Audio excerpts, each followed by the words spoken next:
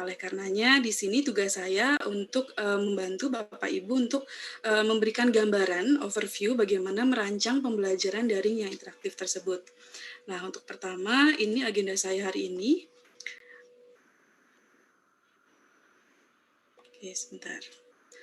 Yang pertama, pembelajaran daring dan pembelajaran interaktif. Izinkan saya untuk sedikit menjelaskan kembali konsep pembelajaran daring dan interaktif, lalu kemudian kita akan merancang pembelajaran daring interaktif dan juga contoh pemanfaatan teknologi yang kita bisa gunakan untuk pembelajaran daring interaktif. Nah, tadi Bapak Ibu sudah mengikuti sesi dengan Ibu Faradila. Sekarang saya ingin Bapak Ibu untuk berbagi, menuliskan 3 kata atau frasa yang mewakili pendapat Bapak Ibu tentang manfaat pembelajaran daring yang interaktif. Bapak Ibu silahkan pergi ke www.menti.com, kemudian nanti masukkan kode 848577.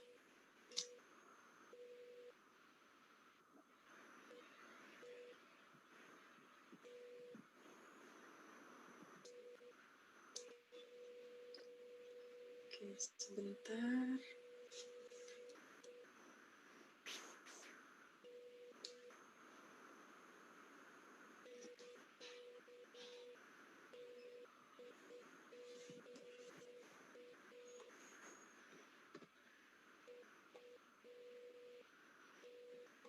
Oke, sebentar.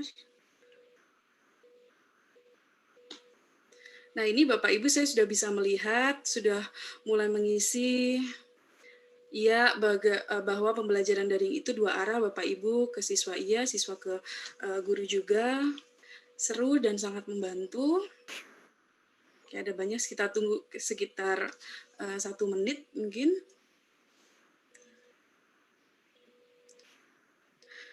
Menarik ya Bapak Ibu tadi mengikuti proses pembelajaran dengan Bu Faradila. Menarik, menyenangkan, dan tidak kalah yaitu bermakna dan 2 arah. Tidak bosan. Nah iya, jadi ini juga sekaligus untuk memberikan solusi terhadap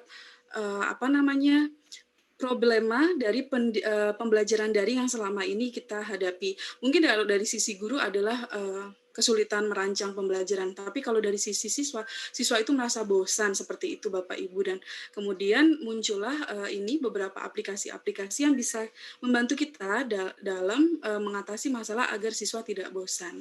Nah, ini sangat banyak sekali, saya bisa melihat Bapak Ibu menuliskan pendapat mengenai manfaat pembelajaran daring. Mungkin saya lanjutkan saja sambil menunggu Bapak Ibu yang lain. Silahkan. Kemudian sekarang Bapak Ibu tolong kembali lagi ke layar Zoom-nya. Seperti itu. Kemudian melihat presentasi saya di sini.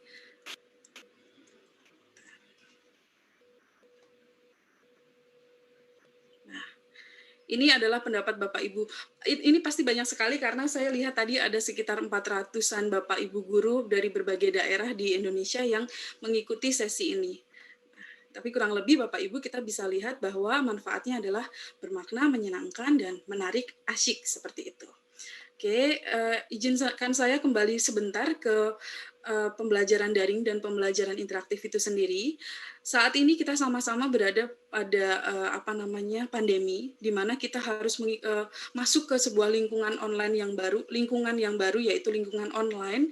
Dan kemudian karena kita sibuk mempersiapkan pembelajaran, kita lupa bahwa pembelajaran daring itu bisa dan seharusnya menawarkan pengalaman belajar yang menarik dan interaktif. Jadi Bapak Ibu, siswa kita seperti halnya mereka setiap hari datang ke sekolah, ini mereka setiap hari mengikuti sesi kita di dalam pembelajaran daring, sebaiknya kita bisa menawarkan pembelajaran yang menarik dan juga interaktif untuk siswa kita. Berangkat dari sini, kemudian ini sesuai juga dengan yang tadi Ibu Fani katakan bahwa harusnya ada interaksi itu tidak hanya siswa dengan materi, tapi juga siswa dengan guru, guru dengan materi, materi dengan siswa. Karena apa? Ini disampaikan oleh Pak Sandi Budi Iriawan di pada sesi adaptasi pembelajaran di masa pandemi COVID di sesi sebelumnya. Saya kutip salah satu penyampaian beliau bahwa jangan sampai PJJ kehilangan makna pembelajaran, kehilangan interaksi. Interaksi yang dimaksudkan di sini adalah hanya siswa yang berinteraksi dengan materi, tapi tidak siswa dengan guru. Kalau tidak ada interaksi tersebut, maka pembelajaran jarak jauh itu hanya tinggal jarak jauhnya, tidak ada pembelajarannya. Jadi hakikatnya pembelajaran daring itu tidaklah jauh berbeda dengan hakikat pembelajaran pada umumnya, di mana seharusnya ada interaksi antara siswa dengan guru juga. Karena kalau siswa hanya berinteraksi dengan materi, nanti siswa kita menjadi siswa yang materialistik, seperti itu. Nah, oleh karenanya pembelajaran secara daring harusnya memenuhi beberapa prinsip dari pembelajaran daring berikut, yaitu adanya partisipasi aktif, contoh yang efektif, kolaborasi pemecahan masalah, umpan balik yang efektif, serta komponen motivasi. Apabila kita hanya memberikan materi saja ke siswa kita, maka mungkin yang didapatkan oleh siswa hanyalah contoh yang efektif, sedangkan pembelajaran seperti partisipasi aktif, kolaborasi pemecahan masalah, umpan balik itu tidak didapatkan siswa, padahal pada dasarnya hakikatnya untuk siswa kodratnya untuk tumbuh itu siswa membutuhkan yang namanya umpan balik yang efektif. Nah, oleh karenanya pembelajaran yang daring seharusnya juga pembelajaran yang interaktif, di mana ada keterlibatan siswa di sana dan kemudian siswa bisa saling berinteraksi dalam berbuat dan berpikir. Jadi ada hands on dan minds on. Kemudian yang menghasilkan umpan balik dari guru ke siswa ataupun dari siswa ke guru. Kemudian ini memungkinkan siswa untuk melakukan kemandirian belajar. Seperti itu Bapak Ibu. Sehingga nanti pembelajaran online itu menjadi meskipun daring, jadi menjadi interaktif. Seperti kita lihat di gambar ini, siswa berinteraksi dengan guru, siswa juga berinteraksi dengan materi. Seperti itu. Nah, saat ini tadi saya sudah dengar di chatroom juga banyak Bapak Ibu mengatakan menggunakan beberapa tools untuk pembelajaran daring. Sekarang saya ingin Bapak Ibu berbagi sekaligus perkenalan. Silahkan Bapak Ibu kenalkan nama dan juga asalnya dari mana. Kemudian bagikan pengalaman Anda dalam mencoba melakukan pembelajaran daring yang interaktif. Lalu selanjutnya boleh juga dituliskan apakah permasalahan dan juga tantangan yang dihadapi saat menerapkan pembelajaran daring yang interaktif. Bapak Ibu silakan tuliskan pengalaman Bapak Ibu di nanti silahkan ketik di browsernya Bapak Ibu gg.gg/pengalaman mengajar. Nanti yang muncul adalah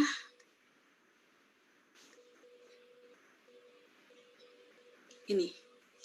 Nanti Bapak Ibu akan dibawa ke sebuah Padlet. Padlet ini seperti website, seperti itu. Nah, isinya adalah, pertanyaannya adalah, bagikan pengalaman Anda dalam mencoba melakukan pembelajaran daring yang interaktif. Silakan Bapak Ibu klik tombol tambah di sana, kemudian Bapak Ibu mulai tuliskan.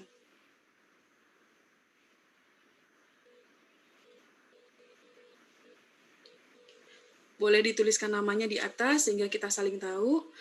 Di judulnya kita tuliskan siapa namanya, seperti itu. Nah, ini saya sudah menerima beberapa, ada Ibu Sri Mariati Aryani, kemudian Sri Widyastuti, Ibu Rizka, Ibu Sulistiawati.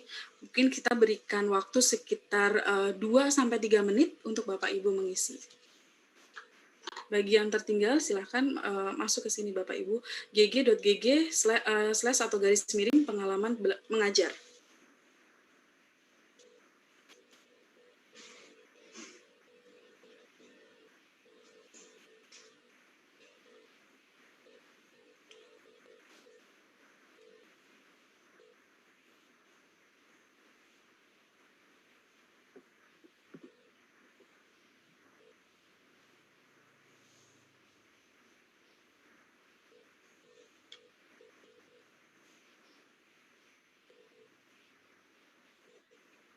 Oke, ini sambil saya bacakan beberapa yang sudah masuk di saya.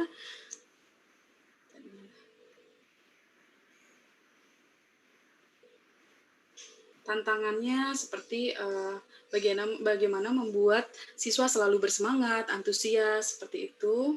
Kemudian, sebentar. bertambahnya banyak, jadi saya tidak bisa melihat keseluruhan.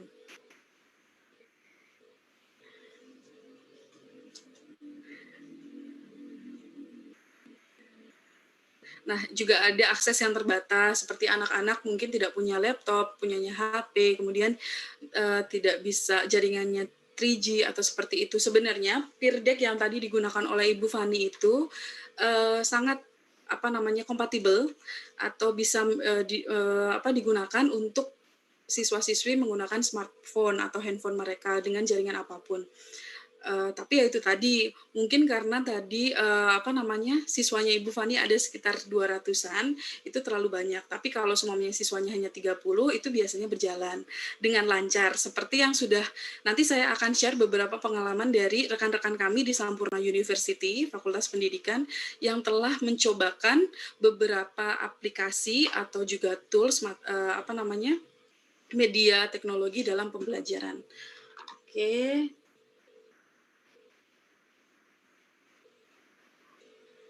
Nah, itu juga saya tadi lihat siswa kurang memperhatikan penjelasan kita. Kemudian ada lagi siswa kurang fokus saat PJJ, kurangnya fasilitas dan juga motivasi seperti itu. Oke, mungkin saya lanjut saja. Nanti Bapak Ibu silakan tuliskan. Saya nanti akan kembali ke sana lagi.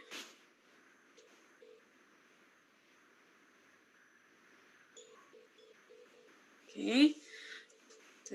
Bapak Ibu silahkan kembali ke sini ke ke layar Zoom dan kita akan lihat presentasi yang selanjutnya, karena saya lihat tadi Bapak Ibu sudah mulai ingin sekali untuk merancang pembelajaran daring yang interaktif.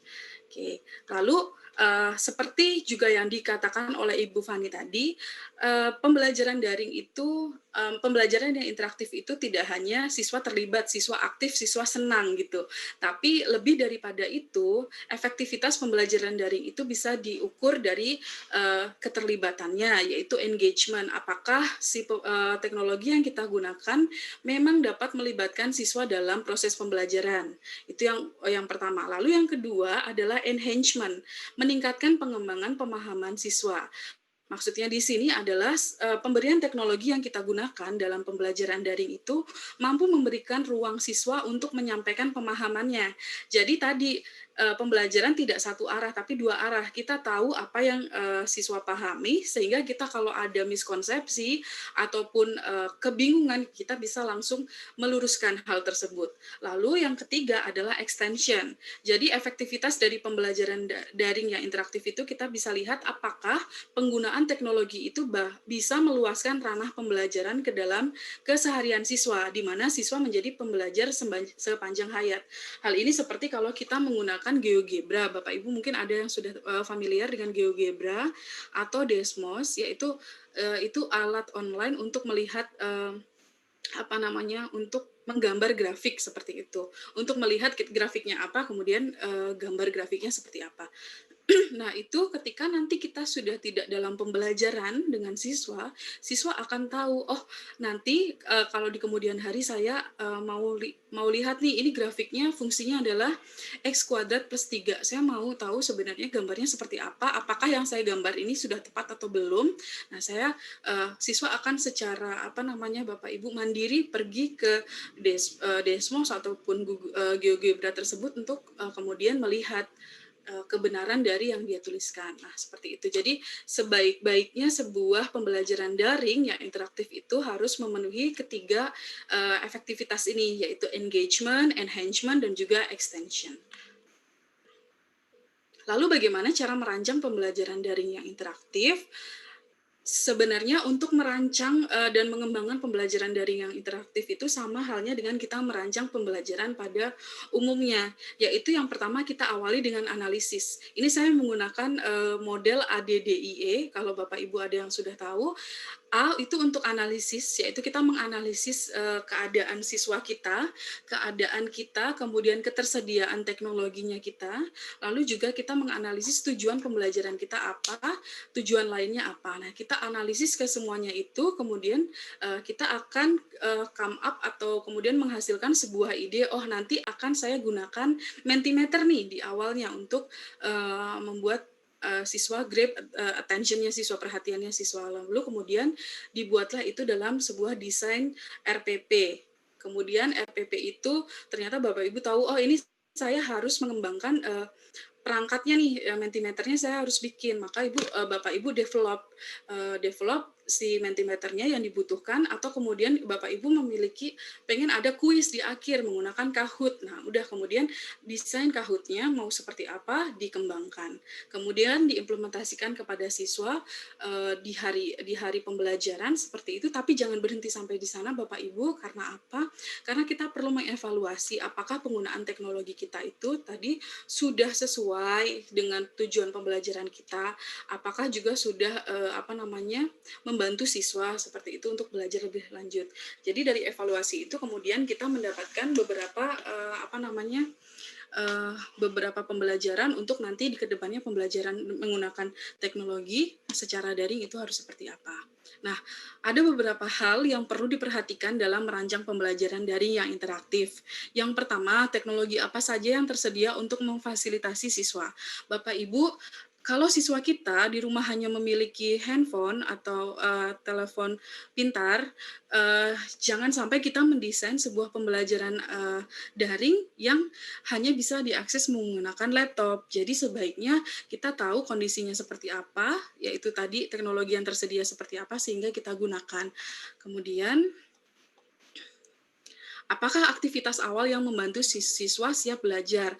Tadi di pembelajaran Ibu Fani yang sangat seru tadi, di awal Ibu Fani minta bahwa Bapak Ibu tolong punya 2 screen, yang satu screen untuk melihat Ibu Guru, yang satu screen untuk mengerjakan. Kemudian selain itu Ibu Fani juga ada aktivitas awal berupa Bapak Ibu menandai bendera di sebelah mana Bapak Ibu sekarang sedang berada. Nah, itu adalah sebuah aktivitas untuk mempersiapkan siswa nanti ketika mau belajar tentang maksud saya artikel yang kemudian ada petanya seperti itu. Jadi kita harus mempersiapkan aktivitas awal yang ringan.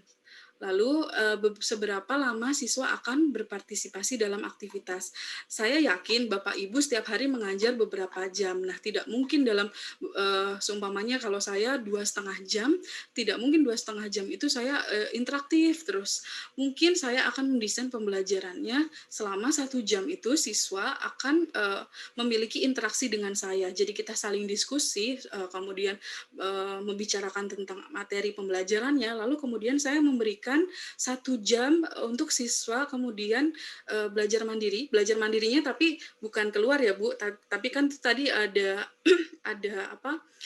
di presentasi Bu Fani tadi ada beberapa page yang mana siswa bisa lanjutkan dengan mandiri gitu tanpa adanya guru. Nanti setengah jam terakhir saya akan kembali ke conference kemudian menanyakan tadi bagaimana pembelajarannya seperti itu. Dan di dalam 1 jam di mana siswa melakukan aktivitas mandiri itu kita bisa juga cek gitu siswanya sudah sampai mana, apakah ada kesalahan atau miskonsepsi seperti itu. Lalu hal yang perlu dipertimbangkan juga adalah tujuan pembelajaran Bapak Ibu dan apakah aktivitasnya sudah sesuai dengan tujuan Bapak Ibu. Jangan sampai seperti tadi, ini Pirdek bagus, tapi ternyata mau dicoba ternyata aktivitas yang kita susun itu tidak sesuai dengan tujuan pembelajaran kita, atau seumpamanya kita mau siswa itu memahami teknik penurunan teknik turunan seperti itu, tapi yang kita gunakan Kahoot. Nah, mungkin siswa tidak bisa itu aktivitas itu sesuai dengan tujuan pembelajaran kita. Lalu apakah ada tujuan lain yang ingin Anda capai? Selain dari materi itu, kadang-kadang kita ingin siswa saling berkenalan satu dengan lainnya. Atau siswa terpapar dengan berani mencoba beberapa teknologi yang baru. Sehingga ibu bapak mencobakan sebuah teknologi ke siswa. Seperti tadi mungkin bisa dimanfaatkan Padlet. Memang itu bukan untuk pembelajaran, tapi itu bisa tadi kita bisa manfaatkan itu untuk saling berkenalan satu sama lain, apalagi saat ini Bapak Ibu memasuki tahun ajaran yang baru, di mana siswa mungkin belum kenal satu sama lain. Nah, itu bisa menggunakan Padlet. Tapi Padlet juga nanti bisa digunakan untuk pembelajaran juga. Nanti ya, setelah ini ada slides-nya juga. Lalu kemudian hal yang perlu dipertimbangkan juga adalah apakah siswa sudah terbiasa dengan belajar daring. Kalau siswa itu belum terbiasa dengan belajar daring karena masih visitasi seperti Bapak Ibu, kemudian pergi ke rumah beberapa hari, nah itu kalau belum terbiasa dengan belajar daring, belum terbiasa dengan kemandirian untuk mengakses materi-materi di LMS-nya Bapak Ibu, akan lebih baik bahwa pelan-pelan dahulu. Mungkin yang mereka tahu kemudian adalah WhatsApp. Ya udah gunakan dulu WhatsApp-nya Bapak Ibu. Di WhatsApp Bapak Ibu berikan beberapa link yang kemudian link itu pergi ke LMS, kemudian diingatkan beberapa kali nanti sampai siswa kemudian bisa belajar daring secara mandiri. Lalu yang terakhir, dan juga tidak kalah penting, apakah Anda sudah memiliki pengalaman dalam memfasilitasi pembelajaran daring yang interaktif? Sebelum kita mencobakan ke siswa, ada baiknya, dan memang seharusnya kita cobakan dulu dengan diri kita dan juga teman-teman sejawat. Jadi seperti halnya saya dan Ibu Fani, merancang presentasi kami berdua, karena tadi ada beberapa yang harus diklik-klik itu, kami juga minta tolong satu sama lain, apakah Bu Fani bisa nggak klik link ini? Bu Fani bisa. Nah, itu kita cobakan dahulu, sehingga nantinya ketika kita memberikan pembelajaran kepada siswa, siswa kita bisa menghindari beberapa masalah teknis. Karena kalau di teknologi itu memang yang sering muncul adalah technical issues. Jadi masalah-masalah teknis itu sering muncul. Nah, akan tetapi, kalaupun Bapak Ibu belum pernah sama sekali, jangan takut untuk memulai yang namanya step awal, step pertama. Jadi ini saya ambil satu quotes yang saya suka, yaitu everything begins with the resolve to take the first step. From that action, wisdom arises and change begin. Jadi jangan takut Bapak Ibu, kalau yang di daerah belum pernah mencoba ataupun ingin mencoba sebuah teknologi, saya belum secanggih Ibu Fani, saya belum bisa begini. Jangan takut Bapak Ibu, coba dahulu kita ambil langkah pertama kita untuk mencobakan ini ke siswa. Dari situ kita bisa belajar, oh yang kemarin itu ternyata saya harusnya begini, harusnya begitu. Kemudian kita memperbaiki pembelajaran daring di selanjutnya. Karena without action nothing change. Tanpa adanya tanpa aksi kita untuk memperbaiki pembelajaran kita, tidak akan ada perubahan. Tanpa kita berusaha untuk membuat pembelajaran daring kita menjadi interaktif, maka siswa pun akan kesulitan untuk mendapatkan pengalaman belajar yang menarik seperti itu. Nah, Bapak Ibu siap untuk mendesain sebuah pembelajaran daring yang interaktif? Mari kita coba beberapa alat-alat yang bisa membantu guru dalam belajar secara daring dan interaktif. Saya ingin menekankan, kami di Fakultas Pendidikan Sampurna University sama-sama yakin bahwa guru tidak perlu serba bisa dalam mengembangkan alat pembelajaran, tidak perlu serba bisa IT seperti itu Bapak Ibu. Tapi yang diperlukan oleh guru adalah guru perlu tahu cara memanfaatkan alat-alat yang tersedia, karena ternyata selama ini di dalam online Bapak Ibu, tidak hanya di Indonesia tapi di luar, itu banyak sekali alat-alat yang bisa kita manfaatkan. Alat-alat maksud saya adalah tools pembelajaran secara daring yang kita bisa manfaatkan untuk siswa-siswi kita seperti itu. Nah, ini adalah contoh-contoh beberapa pembelajaran daring interaktif yang saya tahu, yang kami tahu, tapi terlepas dari semua ini mungkin masih ada banyak alat-alat yang lain. Seperti yang di sini ada contohnya Desmos Activity Building, Teacher Desmos. Kemudian Peer Deck yang tadi digunakan oleh Ibu Fani, kemudian Padlet di mana Bapak Ibu tadi mencoba untuk berbagi pengalaman di sana, itu adalah Padlet Bapak Ibu. Kemudian ada Mentimeter yang tadi Bapak Ibu di awal sesi saya, itu Mentimeter. Lalu ada juga Kahoot, Quizzes, Storybird. Kemudian untuk kolaboratif dan interaktif ada Microsoft Whiteboard, Jamboard, Google Slides, dan Google Docs, itu juga bisa dimanfaatkan untuk kolaboratif dan interaktif. Dan juga ada alat-alat yang lainnya. Oke, pertama kita akan lihat contoh-contohnya penggunaan teknologi. Peer deck. Nah, tadi Bapak Ibu sudah penasaran nih, bagaimana sih caranya untuk membuat peer deck. Peer deck ini sebelumnya saya jelaskan bahwa peer deck itu hanyalah sebuah add-on sebenarnya. Add-on di Google Slides untuk menambahkan pertanyaan interaktif dan melakukan assessment formatif. Jadi di sini pun karena dia add-on, jadi dia ringan Bapak Ibu untuk siswa. Jadi bisa diakses menggunakan telepon pintar siswa-siswi kita. Nah, manfaatnya apa saja selain dari Ibu Fani tadi mencobakan, kita juga ada beberapa manfaatnya dari peer deck ini. Ini saya ambil dari rekan kami di Sampurna, ada Ibu Susilowati. Di sini siswa diajak untuk berpikir. Tadi kan salah satu definisi dari interaktif itu sendiri adalah adanya minds on. Nah, di sini siswa diajak untuk menghubungkan pengetahuannya antara Costa dan Blooms dalam di apa namanya Bu, di peer deck ini. Jadi Bu Susi bisa langsung tahu ini jawabannya siapa. Oh, ini seperti itu. Lalu kita juga bisa untuk cek progres siswa kita. Ini contohnya adalah yang digunakan oleh Ibu Namira untuk cek progres KKN masing-masing mahasiswa yang tersebar entah di penjuru Indonesia ini. Kemudian juga mengecek jawaban siswa secara real time, tadi juga dicontohkan oleh Ibu Fani. Jadi kita bisa melihat jawaban siswa. Ini adalah contoh pembelajaran bahasa Inggris yang digunakan oleh rekan kami Pak Eka. Kemudian tugasnya adalah siswa menganalisis paragraf, maksud saya kalimat, menganalisis kalimat seperti itu.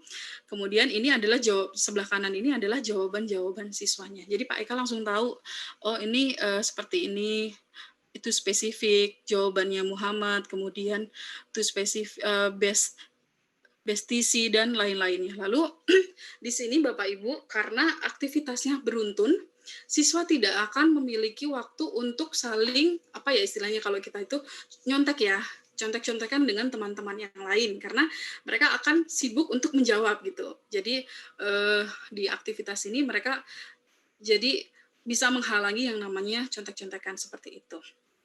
Nah, ini juga saya juga bisa mengecek jawaban siswa secara real time.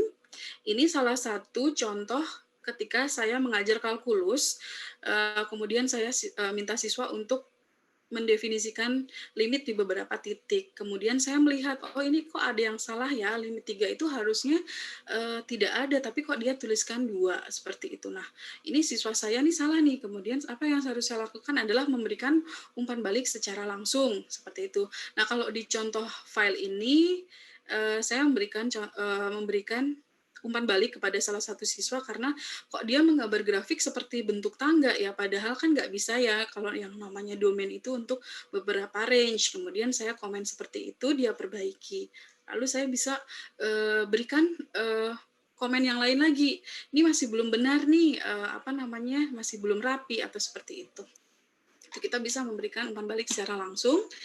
Dan kita juga melalui peer deck ini kita bisa melindungi privasi siswa, di mana kalau di open projector yang seperti tadi kita di dalam kelas tidak akan bisa melihat itu jawaban siapa. Sedangkan kalau ini dashboard, open dashboard, di mana dashboardnya teacher, kita bisa melihat jawaban siswa-siswi kita. Nah, Bapak Ibu, peer deck juga memberikan sebuah template-template yang mana memudahkan kita dalam membuat assessment formatif.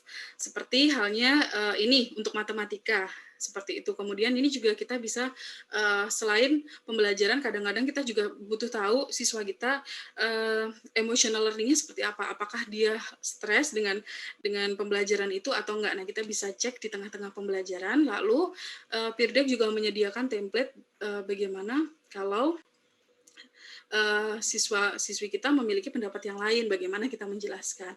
Lalu ini juga biasa digunakan untuk understanding the reading, mengerti bacaan seperti itu.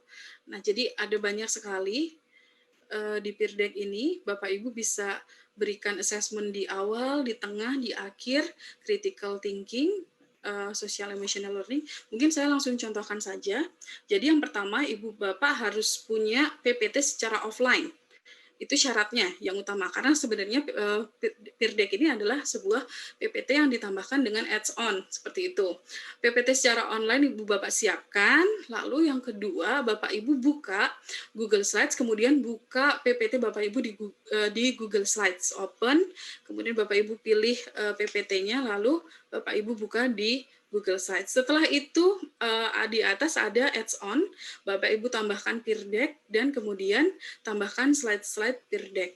Nah, mungkin saya langsung bisa demokan di sini. Oke, ini contohnya Bapak Ibu, ini adalah slide presentasi saya yang saya buat di dalam bentuk Google Slides. Nah, di atas ini ada tulisan add-on. Contoh mungkin begini, saya mau, jadi sebenarnya Bapak Ibu bisa saja menggunakan materi-materi yang sudah ada. Seperti ini saya akses aja secara online, tadi ada BSD Pendidikan ID. Nah, di sini banyak sekali buku-bukunya. Kemudian saya pilih salah satu buku dan saya ke salah satu buku di IPA kelas 9. Nah, ini Bapak Ibu seperti ini kan saya sebenarnya bisa nih, oh ini kegiatan seperti ini saya bisa masukkan ke Peer Deck nih. Kemudian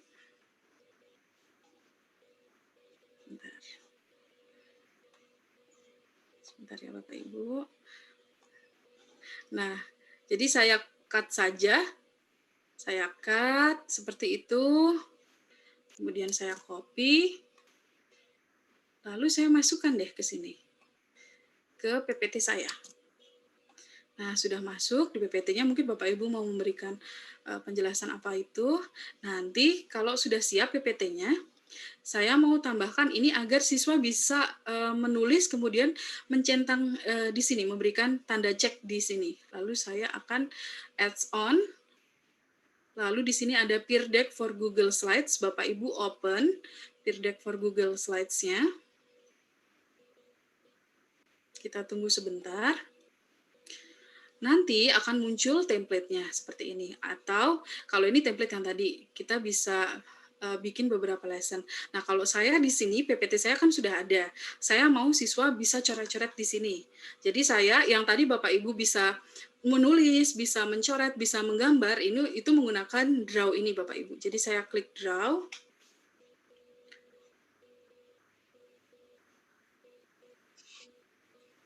Oke, kita tunggu, memang ada prosesnya di sana. Nah, sudah. Jadi, nanti ketika kita minta siswa kita joinpd.com, ke joinpd.com, kemudian memasukkan kode, dan saya memberikan PPT ini kepada siswa-siswi saya, maka di pas slides-nya ini, mereka akan bisa menulis jenis buahnya, kemudian apakah rasanya bisa ditebak, ataukah tidak bisa ditebak, seperti itu. Jadi ini sangat mudah sekali Bapak Ibu. Jadi asalkan kita punya PPT-nya. Lalu contoh lagi nih, saya nggak punya PPT-nya, cuman saya mau nanya nih siswanya. Jadi kita bisa masukkan Peer Deck-nya.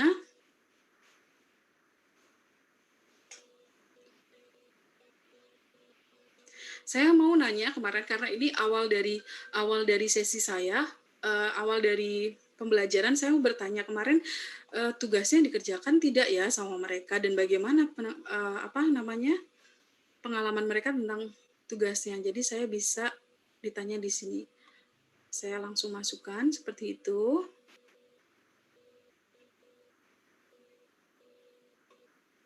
Oke. Nah, Bapak Ibu juga bisa ganti tulisannya, karena ini kan pakai bahasa Inggris ya. Bapak Ibu bisa pakai menggunakan bahasa Indonesia.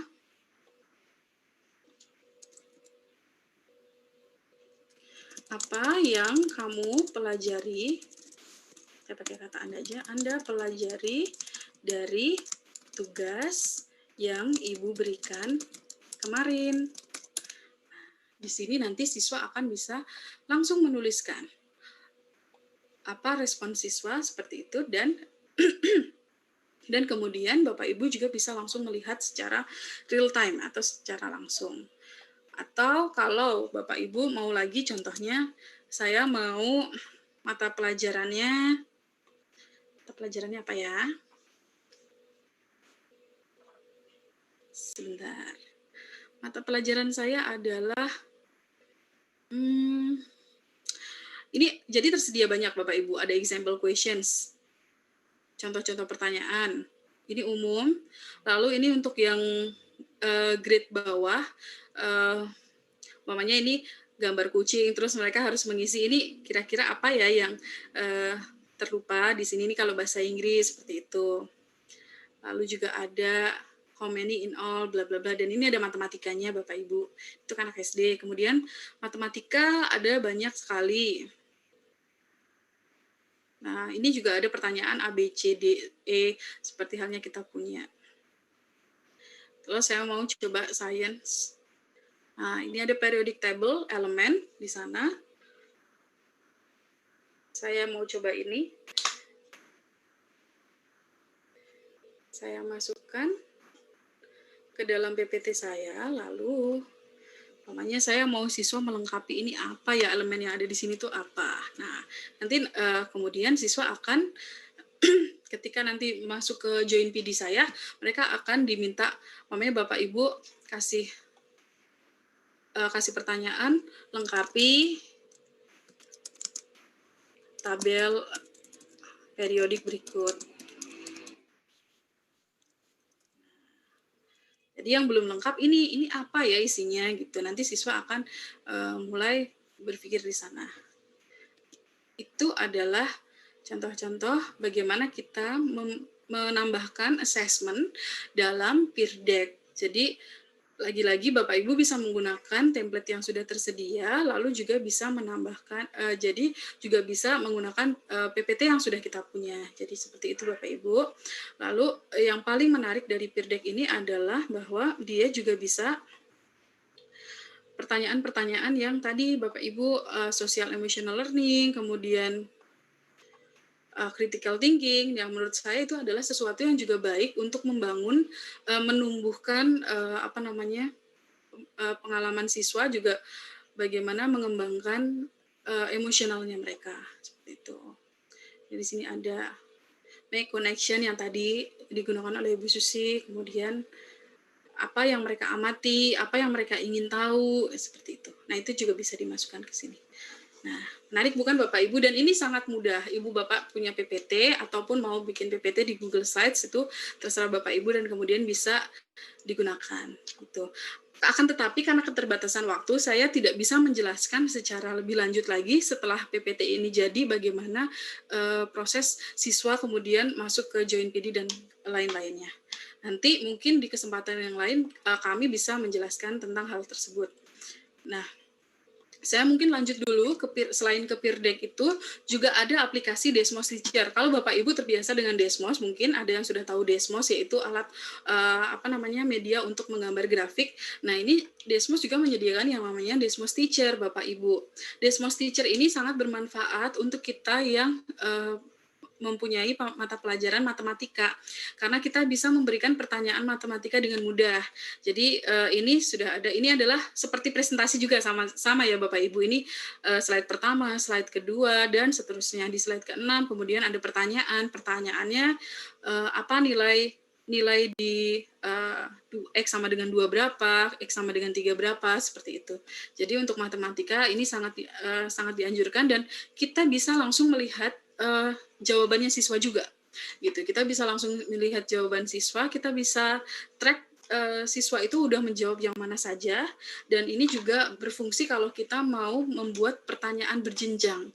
Jadi dalam satu kelas kemungkinan ada siswa kita yang masih kurang, atau siswa kita yang kemampuannya sudah lebih bagus daripada teman-teman yang lainnya. Nah, oleh karena itu kita bisa memfasilitasi kedua keadaan itu dengan ini, di mana kita memberikan pertanyaan-pertanyaan berjenjang. Jadi kalau masih ada siswa yang perlu bantuan, kita bisa langsung cek, oh ini si A masih di 2 nih, saya mau tanya apa yang dia apa sih kesulitannya dia, seperti itu. Kemudian ini si B, si C ini kok dilewati nomor 3 sama 4-nya, kenapa, apa kesulitannya. Sedangkan temannya yang lain, oh dia udah bisa sampai yang terakhir gitu. Jadi ini memudahkan kita juga. Dan kita juga bisa mengecek jawaban pemahaman siswa. Ini salah satu contoh menggunakan card slot. Card slot itu seperti ini Bapak Ibu, nanti lagi-lagi saya nggak bisa nampilkan Desmosnya karena kita terbatas waktu. Nanti ini jadi ceritanya mahasiswa itu, siswa kita akan matching mencocokkan pertanyaan dengan jawaban. Kalau di sini adalah contohnya adalah semuanya grafiknya apa dan fungsinya apa, contohnya seperti itu. Dan kita bisa sambil diskusi dengan teman-temannya. Lalu juga bisa kita gunakan untuk penjelasan materi tidak hanya di mata pelajaran matematika, karena kita bisa aja contoh di sini saya mengajar mata kuliah Planning, Assessment and Evaluation. Jadi di sini saya minta mahasiswa saya untuk recall their understanding, pemahaman mereka mengenai Bloom's Taxonomy. Dan seperti itu. Mungkin di bahasa Indonesia juga seperti itu bisa digunakan Bapak Ibu, karena rekan-rekan kami juga di bahasa Inggris beberapa kali menggunakan Desmos Teacher ini untuk mengajar bahasa Inggris. Jadi tidak masalah juga Bapak Ibu. Nah, bagaimana merancangnya? Merancang Desmos Teacher ini juga cukup mudah. Bapak Ibu silakan masuk ke laman teacher.desmos.com. Lalu daftar akun, sign up.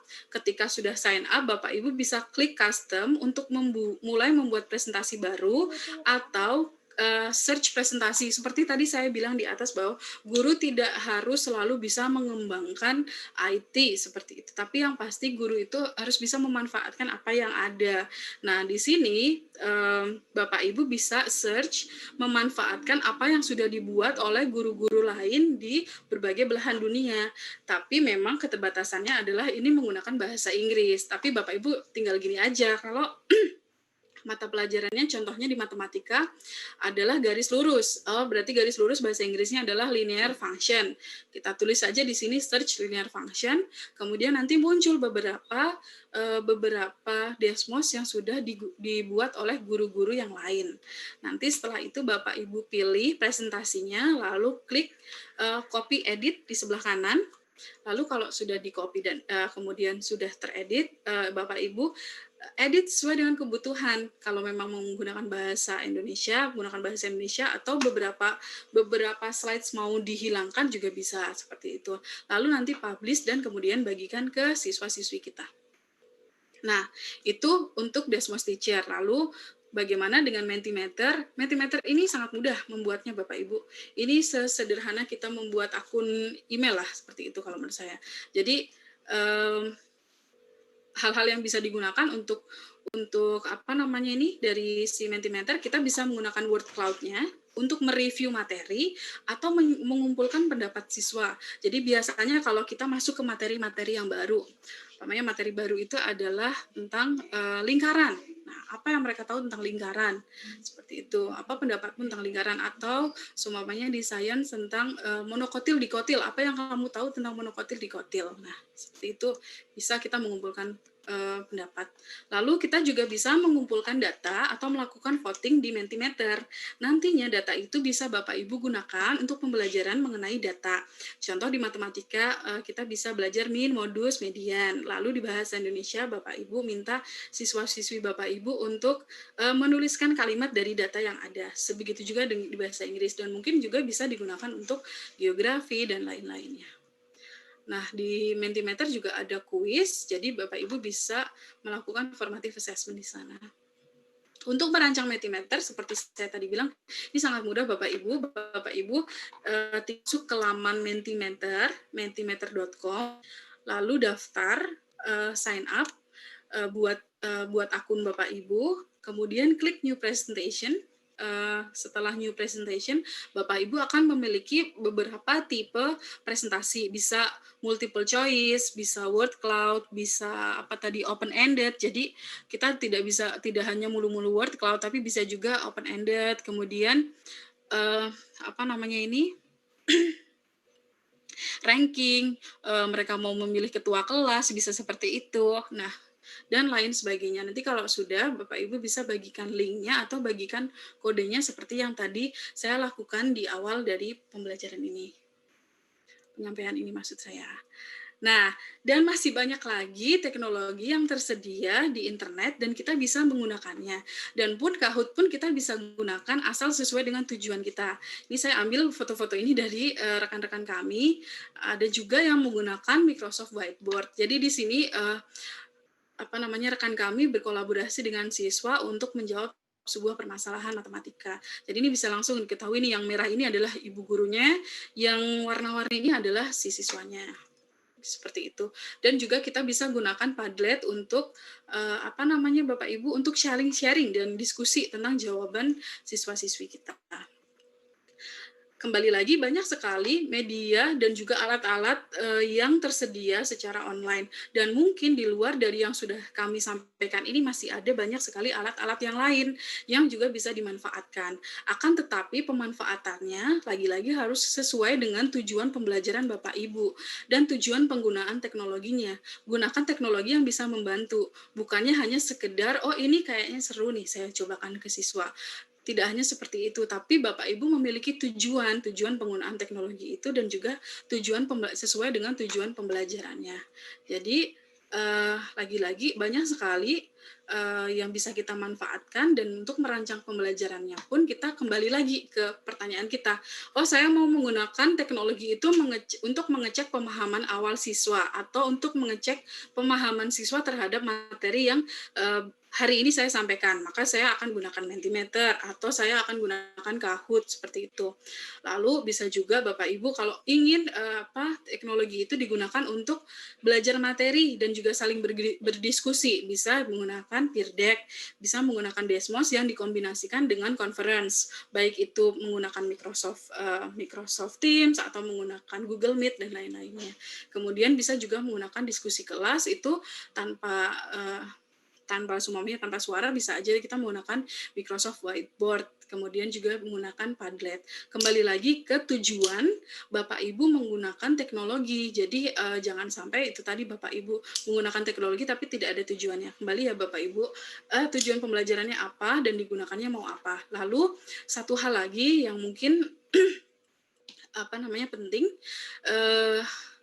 tadi saya lihat ada beberapa di chat room mengatakan pertanyaan bagaimana kalau kita menggunakan hanya satu saja alat pembelajaran daring, semuanya menggunakan Peer Deck terus-terusan. Nah, itu apakah baik atau enggak? Menurut saya sebaiknya pembelajaran daring itu memiliki variasi. Jadi kalau semuanya pakai Peer Deck gitu. Kemudian kalau pakai Peer Deck, kemudian dikasih sisipan menggunakan Google Form, kemudian dikasih sisipan menggunakan Kahoot. Tapi juga jangan terlalu banyak gitu. Jadi kalau dalam satu pembelajaran jangan sampai siswa tuh dalam satu ada Kahoot, Mentimeter, Desmos, bla bla bla. Kalau siswa itu kadang-kadang untuk mencerna atau menggunakannya jadi nanti malah terlalu banyak nih, saya jadi terlalu ribet menggunakan teknologi. Jadi sebaiknya disesuaikan kembali dengan tujuan pembelajaran yang Bapak Ibu ingin lakukan, seperti itu. Dan untuk yang terakhir saya ingin mengutip salah satu quote dari Menteri Pendidikan kita, yaitu Pak Nadiem Makarim. Beliau mengatakan bahwa teknologi adalah tools, hanya sebuah alat Bapak Ibu, bukan segalanya. Jadi kualitas pembelajaran, interaksi guru dan murid itu adalah esensinya. Sekian dari saya, dan ini terima kasih dari saya dan juga murid-murid saya yang bahagia setelah melakukan pembelajaran daring secara interaktif. Ya, baik. Terima kasih para narasumber yang sudah sharing tips praktek-praktek pembelajaran daring